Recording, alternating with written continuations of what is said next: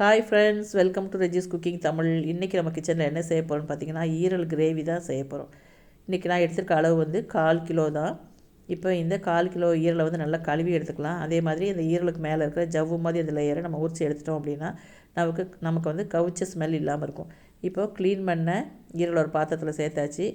1 table spoon அளவுக்கு இஞ்சி பூண்டு பேஸ்ட்டு, ஒரு 1/2 டீஸ்பூன் அளவுக்கு மஞ்சள் தூள், தேவையான அளவுக்கு உப்பு போட்டு தண்ணி ஊற்றி நம்ம வேக வச்சிடலாம்.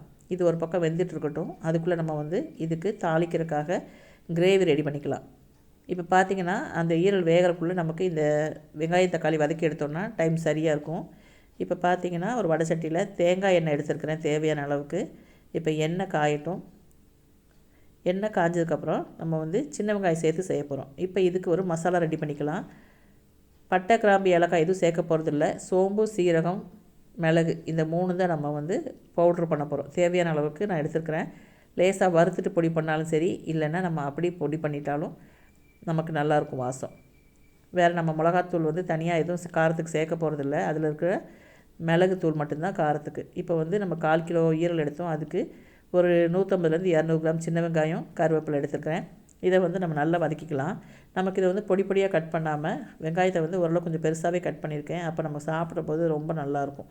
அடுத்து பார்த்திங்கன்னா இந்த 1/4 கிலோ ஈரலுக்கு வந்து நான் ஒரே ஒரு தக்காளி எடுத்துருக்கிறேன். பெரிய தக்காளியாக ஒன்று எடுத்துருக்கிறேன்.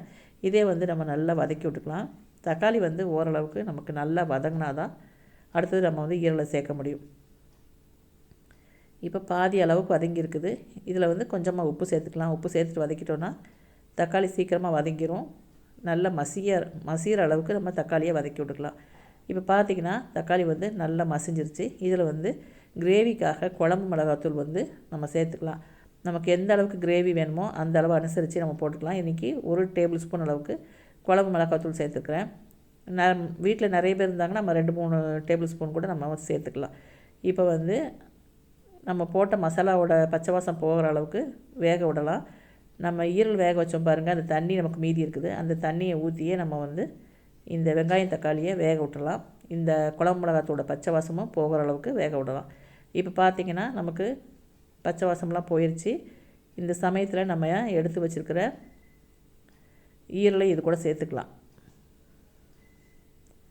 அவ்வளோதான். நம்ம ஈரலை சேர்த்துட்டு நம்ம வந்து வதக்கி விட்டுட்டு நம்ம பொடி பண்ணி வச்சுருக்கோம் பாருங்கள், மிளகு, சீரகம், சோம்பு, அதையும் இது கூட சேர்த்துக்கலாம்.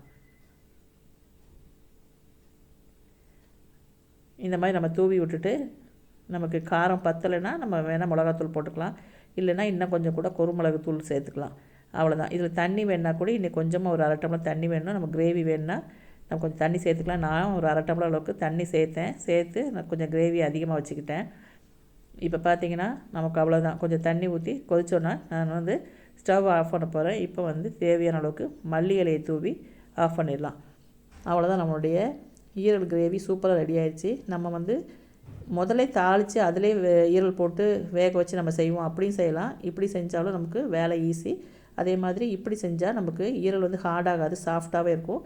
ட்ரை பண்ணி பாருங்கள். இது சூப்பர் டேஸ்ட்டில் இருக்கும்.